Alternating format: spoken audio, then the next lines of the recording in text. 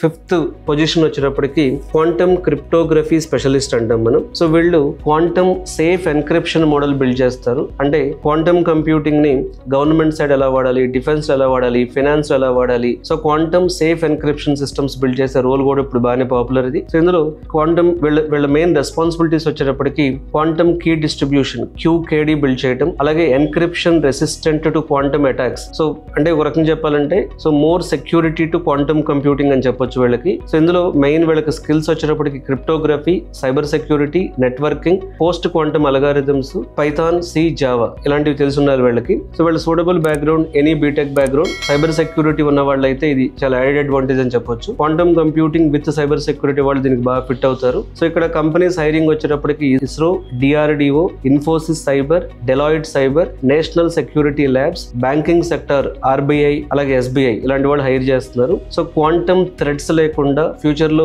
quantum systems ని more security systems గా చేయడానికి